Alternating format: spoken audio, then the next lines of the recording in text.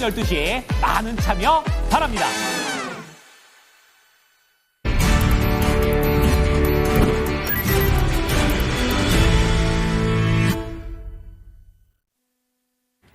진스크린닝 이어가겠습니다. 유한타증권의 박진희 부장입니다. 안녕하세요. 네, 안녕하세요. 네, 지수는 여전히 오락가락하면서 출발을 하고 있는데 이러다가 또 후반에 장중에 또 방향이 바뀌긴 하더라고요. 오늘의 핵심을 뭐라고 판단하세요? 제가 최근에 좀 어제도 말씀드렸죠. 빼앗긴데라도 보면 오는가 이렇게 말씀드린 것처럼 장기 하락하고 뭔가 실적에 컨센이 좀씩 좋아지는 기업들이 계속 반등을 하고 있습니다. 키워드 제목을 안 좋은 지표, 배드 지표, 또 기대감 이렇게 한번 말을 만들어 봤습니다. 네, 그러면 여기에 해당되는 종목군들 오늘도 움직임이 좀 나오는지 쭉 스크리닝 해주세요. 네, 일단 뭐 어젯밤 미국 시장은 생각보다는 잘 올라서 끝났는데 어제 미국의 아시다시피 이제 구인 건수가 줄어들었죠. 예상치보다. 그 다음에 이제 소비 심리 지표도 상당히 좀 낮게 나오고요. 하지만 이제 관세 관련 우려감이 좀 다소 완화되는 자동차와 관련되어 있는 발언을 좀 했다. 뭐 이러면서 좀 올라왔었는데 오늘 뭐 아니다. 뭐 이런 얘기들도 지나가고 있고요. 뭐가 맞는 건지 저도 확인을 좀 해봐야 되겠습니다만은 자동차 섹터 좀 약세 보이고 있는 모습이고요.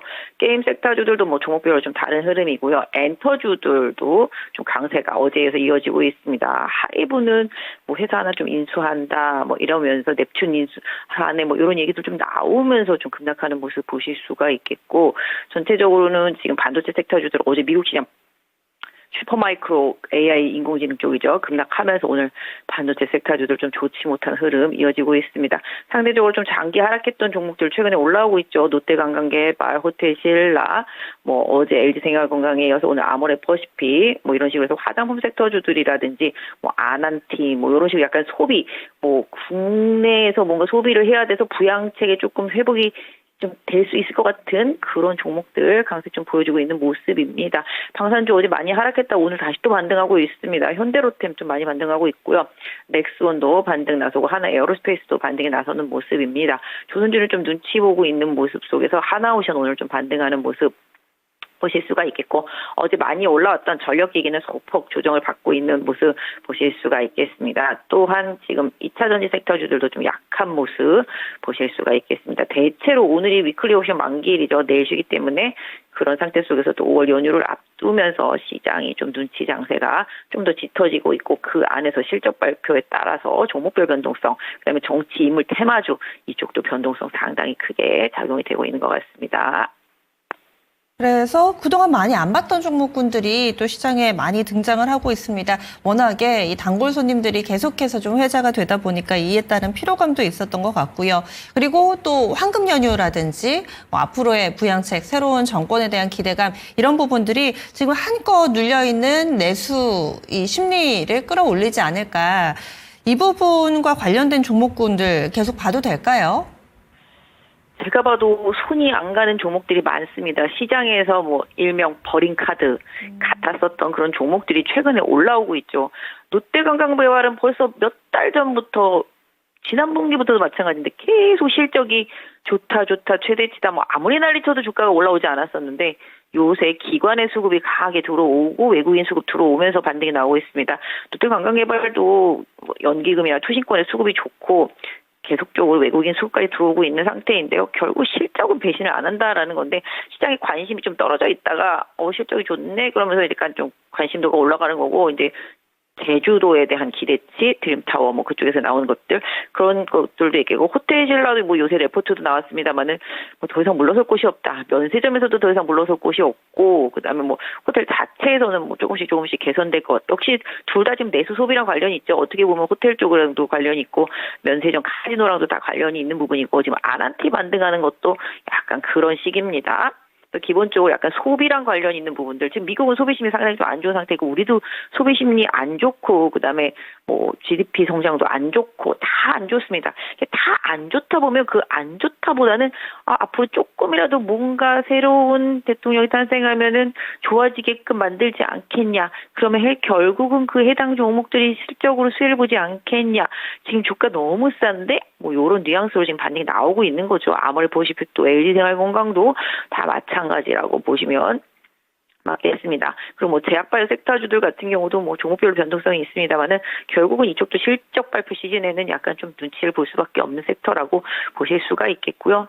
자동차도 오락가락, 반도체도 오락가락. 오늘 삼성전자 지금 확정치 실적 발표 나왔는데 반응도 없는 모습입니다. 결국 미국 시장에서 해당 섹터가 좀 약세를 보이고 있는 상황이 좀 부담이 된다라고 말씀드릴 수가 있겠습니다. 그래서 결과적으로는 지금 장기 하락한 종목들한테 좀 관심을 갖고 보면 어떨까? 뭐 개인적으로 이런 생각들이 들고 있습니다. 지금 보시면 이제 뭐 종전은 뭐 계속 뭐 합의가 쉽게 될 것 같지는 않지만 그래도 계속 나오는 얘기들만 보면은 어느 정도 최악에서 좀 벗어나서 지금 건설주가 올라오는 것도 나중에 향후 돈 풀기 경기 부양에 대한 기대감이라면 지금 최악의 건자재 섹터 뭐 KCC나 뭐 LX 하우시스 이런 것들의 주가도 상대적으로 많이 싸 보인다. 뭐 이런 느낌? 또 오늘 컨텐츠나 엔터 이런 쪽들도 지금 올라오는 것들 면세점 카지노와 연결해 보면 또 중국 때문에 뭔가 실적이 좋아질 것 같은 뉘앙스이기 때문이죠. 그래서 궁극적으로 최악, 더 이상 최악일 수 없는 것들. 최근에 뭐 철강도 마찬가지가 되겠고 방금 말씀드린 건자재 같은 경우도 이번 실적 시즌만 잘 지나고 나면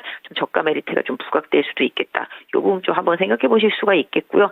지금은 뭐 정책 테마주들도 많이 올라온 상태고 정치 인물 테마주들도 오늘 뭐 위아래로 상당히 변동폭이 있고 또 유심 관련주들도 뭐 엄청나게 변동폭이 있는 것처럼 당장 뭔가 실적에 기대치가 있기보다 테마성 이슈에 좀 부각됐던 종목들보다는 아까 말씀드린 대로 장기 하락하고 수급이 다 빠져나가서 더 이상 더 빠질 때도 없고 근데 오히려 공매도 속에서 나중에 쇼커버링이 들어올 수 있는 해당 종목들에 대한 관심도를 자신들의 포트 내에서 투자자들의 포트 내에서 한두 개씩은 조금 한번 담아가 보는 것도 앞으로를 위해서는 어떨까. 그리고 가장 중요한 것은 지금 실적 발표 일정입니다. 실적 발표에 따라서 변동성이 좀 많이 커지고 있는 상황임을 좀 염두에 두시면 좋겠다 좀 말씀드리겠고요.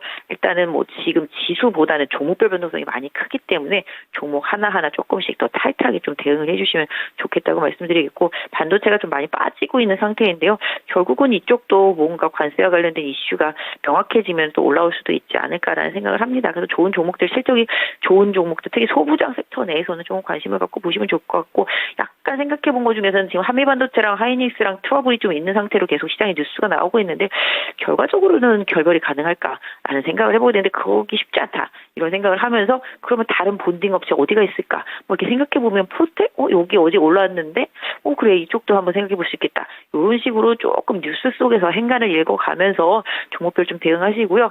뭐 지금은 큰 그림보다는 조금 작은 그림을 보면서 그 개별 기업 하나하나의 호재 그다음에 실적 이런 부분에 조금씩 좀 집중해 나가시면서 시장 보시면 좋겠습니다. 네. 그런데 이 정말 빠질 만큼 빠져서 더 빠질 데가 없다 싶을 만한 종목군에서 머릿속에 쭉 나열을 해보면은 사실 네. 2차 전지가 떠오르거든요. 그런데 네네. 이 시간에도 보면 부장님 2차 전지는 거의 언급을 잘 안 해주세요. 네. 이쪽도 차례가 올까요? 일단 지금 제가 최근에 신재생 태양광 쪽은 말씀을 드렸었잖아요. 태양광 같은 경우는 뭐 미국에서 트럼프도 별로 신경 안 쓰고 중국에서 구조 조정이 다 끝났고 그다음에 관세에서도 자유롭기 때문에 태양광은 가능성이 있고 특히 하나솔루션 같은 경우는 화학주들 화학 제품 쪽이 이제 중국 경기 부양으로 좀 수혜를 볼 수 있겠다. 나중에 건자재로도 그렇고요. 그래서 그런 부분 때문에 좀 태양광 뭐 OCI 홀딩스나 이런 거 하고 좀 연관을 들어서 말씀드렸던 건데 제가 2차 전지를 언급을 안 드리는 이유를 말씀드리자면 제 개인적인 생각으로는 뭐 물론 다른 애널리스트들이나 시장에서 평가 부분이 분명히 다를 수 있겠습니다만은 2차 전지를 제가 예전에 엄청 많이 갈 때도 항상 언급을 드렸어요. 이쪽은 소재 섹터이기 때문에 소재가 엄청나게 빠르게 변한다.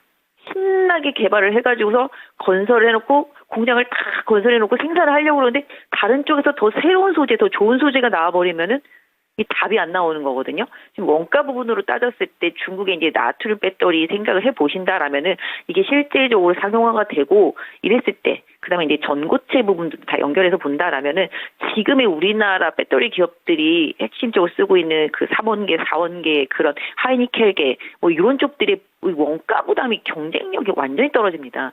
그렇게 된다라면은 이 돌려도 수익이 안 나오는 구간이 된다라는 거죠. 앞으로 다른 또 새로운 소재가 나온다라면은 과거에 투자를 해놨던 거는 뭐 이렇게 쓸모가 없는 상황. 이건 뭐 제가 뭐 비약적으로 이렇게 말씀드릴 수도 있겠습니다만은 결국은 중국 업체들의 기술력에 우리나라 2차 전지 업체들의 기술력과 원가 이 부분이 과연 감당이 가능한가?